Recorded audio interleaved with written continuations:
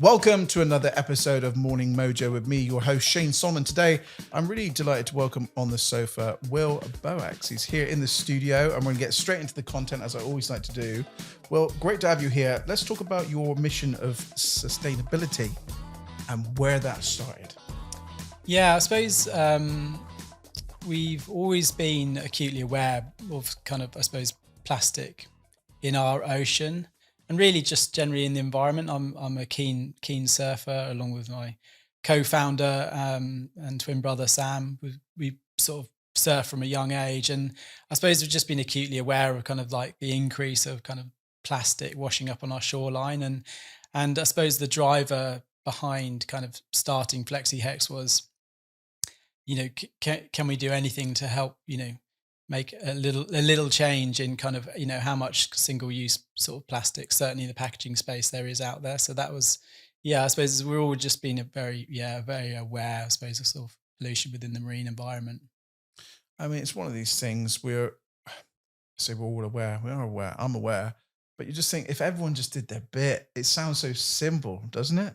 Yeah, absolutely. I mean, I think it is, talking about beaches and marine environment, if you see a piece of rubbish on the beach, pick it up and put it in the bin, and kind of, I think if everyone starts to, do something, regards to kind of, sustainability, making their environment slightly better, then that I suppose through the whole of society, then it starts to have a much bigger impact, and it's just Mm. taking that small step really to make a difference. And of course, we're in Cornwall, one of the most beautiful places on the planet, let's be honest. It is nice. And it's so important for us to keep that, for when people are out, not just on the beach, but, in the countryside and the different areas, isn't it? Yeah, absolutely. Yeah, it is a stunning environment, and lots of people come down to visit Cornwall, and they come down because it is really beautiful, and yeah, it's just nice if we can keep it that way. Now, let's talk about your business for a moment.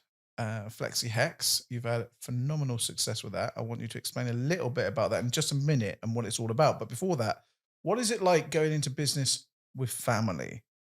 It's a good question. So yeah, we started the business together with it was myself and my twin brother Sam. What's it like going to business as family? Before starting FlexiHex, we actually used to run another business, a design agency, and I think you just have to really understand your roles within the business. So it's really important that you're kind of like not vying for the sort of same position within the company. Fortunately, we're twins, but we're mirror twins, and mirror twins means that one's right-handed, one's left-handed, one's more creative, that's Sam, and one's more organized. So I guess we sort of naturally fitted into, different roles within the business. So where, a problem might occur, I might deal with it. If it's a creative issue, Sam might deal with it. So there's quite a clear kind of delineation really between our roles. Okay, interesting stuff there, especially the left-handed and the right-handed thing, and one's more creative and more organized. Let's talk about the business then, because you really have stumbled across something here with FlexiHex, and you've won some awards as well. I've seen your success on the local Cornwall Chamber of Commerce and going up to London and things. Tell us a little bit about the business. Yeah. If I talk a little bit of kind of how we started the business. So you say we ran a design agency, and Sam, twin brother, had kind of ordered a surfboard online, and it was a an expensive item to order, and it came wrapped in lots and lots of bubble wrap.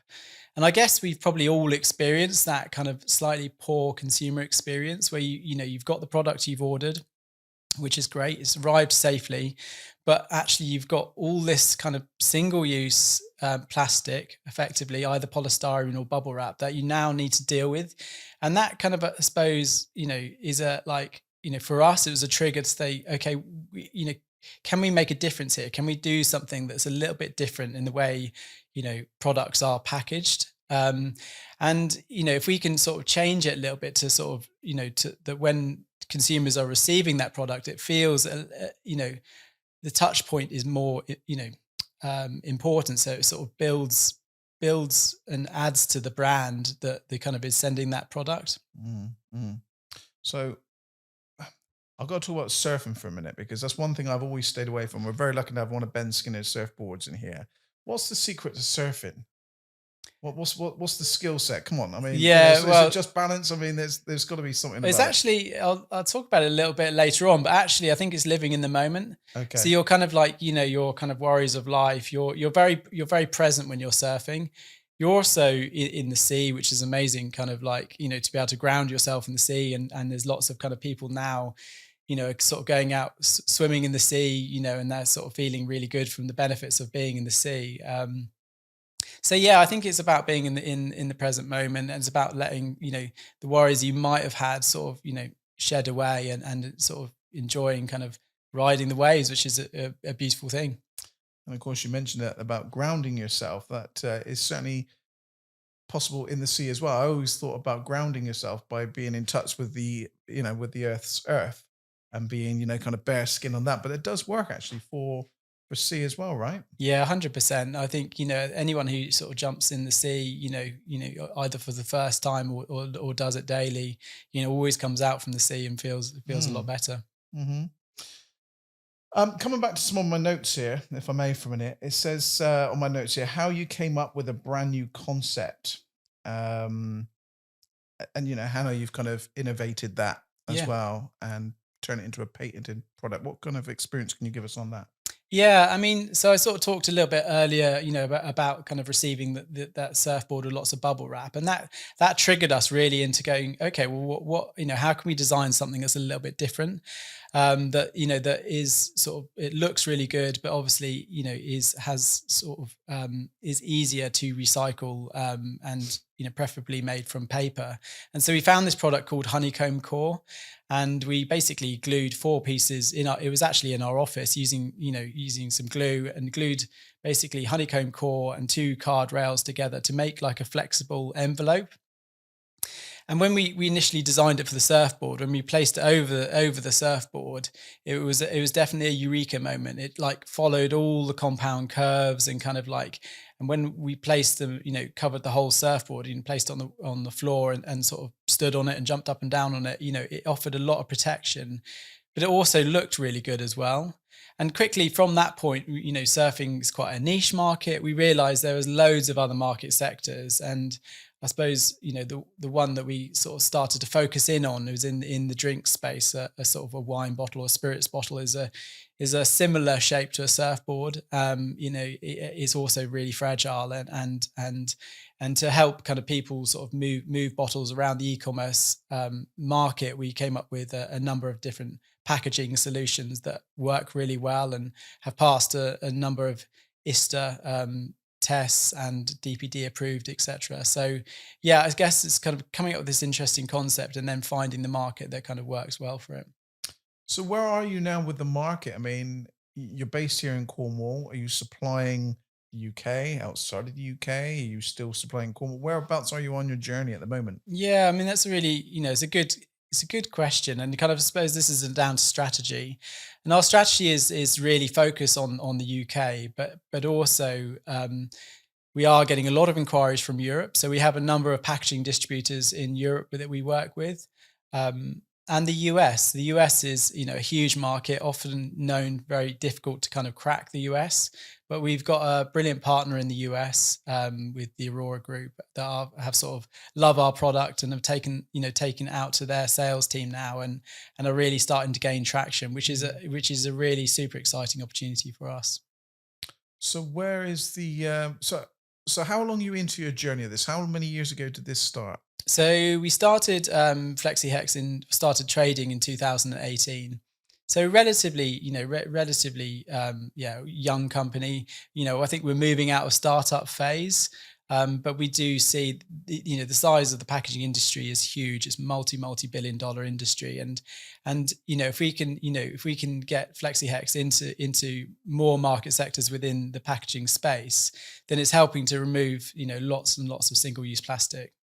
And surely that's got to be the goal for any kind of, distributor of parcels and things like that to have your product, surely. Yeah, absolutely. Yeah. So, I suppose there's a driver from a number of different areas. So, consumers wanting to elevate their brand, it's really important they use the right packaging that kind of, fits the criteria with their brand, and sustainability is an important aspect with that. for the warehouses that are packing the product, it's really important. Ours is very quick to package. It's also takes up a lot less space. So volumetrics, if you have, our one pallet of FlexiHex sleeves is equivalent to 5 pallets of bubble wrap. So those warehouses are saving money. And then the courier companies as well, if they can reduce the number of breakages, then obviously it's a lot better for them, to have a leaking bottle in the van or whatever it might be. So yeah, there's a number of kind of touch points that helps us to sell our product. How on earth are you guys not billionaires yet? I didn't get it. What's the hold up here? Well, I think it's interesting bringing a new product to market. I think, and I think there's a number of often challenges with that. There's often a lot of naysayers, and so you have to kind of overcome the hurdles, and it's about building the company, I suppose, in a way that has a sustainable growth, that we're able to manufacture the product to meet the demand, and the customers can also buy the product when they need it. So we're growing really well, and it's kind of all moving in the right direction. So you mentioned there you're growing really well. What motivates you each day to keep doing what you're doing? I think for myself and probably my brother as well, it's amazing to have come up with a concept that people are using, and that concept is helping to remove single-use plastic from the packaging industry. So each one of our products we sell, we help to remove some of that plastic, and that's a driver, and maybe in the future there'll be a legacy that FlexiHex will be a sort of globally recognized brand within the packaging industry. No, I can see that. So what about quotes? Do you have any favorite quotes from any philosophers or anyone that you followed on your journey of life so far, or parents, or anyone at all? Yeah, I do read quite a lot of Eckhart Tolle's books, and I think he's a sort of spiritual teacher, and I think I quite like the quote that it's not uncommon for people to go through their whole life, wanting to live at some point in the future, so waiting for that moment to happen, whether it be a new car, that when I get the new house, I'll be happier. So I think there's a lot to be said for living in the present moment, and really enjoying that moment, and having a lot of gratitude for what you currently have. And I think, that in itself helps bring sort of more positivity into your life. Absolutely. You've hit the key word there, spiritual. Oh, so you a spiritual person then? I do believe, I do believe in kind of that there's a bigger presence out there. I agree. I'm exactly the same. Exactly the same. That there's a bigger thing at large. There's got to be, right. There's got to be, whatever that may be. Now, is there anything that I've not prompted you about in this podcast that you're working on, or something you'd like to mention, to any of our kind of wonderful audience that follow us on all these wonderful platforms? No, I mean, I suppose we just want to say a massive thanks to kind of like, I suppose, our customers, and we got, not really a fan base, but it's, we've got an amazing amount of support locally from, Cornwall Chamber of Commerce, and obviously all our customers. But yeah, it's amazing to come up with a concept, to be able to making this product and selling it, and selling it globally. And yeah, just want to say sort of massive thanks to everyone that supported us on the years that we've been going. And rightly so. Rightly so. We wouldn't be without our friends and supporters. And I know that Kim Conchi, like you said, at the Chamber of Commerce, is a huge fan of your work, along with the rest of the team there for sure. Yeah. But I know he's mentioned you guys to me many times. And I think before you got nominated for, just as you got nominated for the award, he said, "Have you heard about FlexiX and their nomination?" I said, "No, what?" Yeah. So yeah, he's a big champion. Yeah, no, he's a great guy. So and just to finish off, just because we've got a couple of minutes left. Business in Cornwall. This is a Cornwall-based podcast, although we have people on the show from all over the place. What's your kind of thoughts of running a business here in Cornwall? Because you're doing it. Yeah, it was interesting actually. When we first got investment, we got investment from an organisation in London, and it was kind of like it was kind of thought that we were down in Cornwall tricky to make it work. You need to be in Bristol, you need to be in London to really make a business work. And it's nice to, prove people wrong that you can run a business from Cornwall and you can do it successfully. We've got amazing broadband now in Cornwall, and as long as you're kind of willing to put, a bit of travel in to meet face-to-face meetings with people, then you can really make it work. And yeah, it's nice to, I love kind of running a business in Cornwall, and it's got so much to offer. I agree. And I think for me, it's just the best of both worlds. We can have this beautiful kind of area, almost unspoiled area, Mm. and then have that taste of going back to the city, whether that's London or any of the others and things like that. And the connectivity down here is really good. You talk about the broadband, which is Yeah. second to none. I mean, our speed here, bearing in mind we're in the middle of, nowhere, on the outsides of Bobbin Moor, and we're getting almost a gigabyte connectivity on broadband. Yeah. No, You know? no, absolutely. And kind of, you say, it's kind of like we are a little bit out on a limb, but it definitely shouldn't hold any business back. No, indeed, you got a great beer named after you from Skinner's Brewery, Porthleven. What a great, what a great place! What a great place. Well, it's been an absolute pleasure to actually speak to you. Again, I've known of you for a while, but we've never really spoken before, have we? No, that's true. So, one of the reasons I love doing this is just to get to meet people that I've heard of that I've never really had a chance to have a meeting with, and just to really kind of understand how they tick, what makes them work. So, thank you so much. Thank for coming. you. I hope you've enjoyed the experience. No, it's been brilliant. Yeah, thank you for inviting us. Well, like I always like to say, if you're ever passing in the future, just drive on by. No, jokes. That was Jethro always used to say that to me. He said, Shane, if you ever pass on my place, I go, yeah. It's just drive on by. Welcome anytime. Well, there you go. That is another end of an episode of Morning Mojo. My thanks, as always, to Mr. J. Kennett on the mixing desk at the back of the studio. Thank you very much to you, my friend. And for myself and Will, we wish you the best remainder of your day. We'll see you soon. Thanks, Will.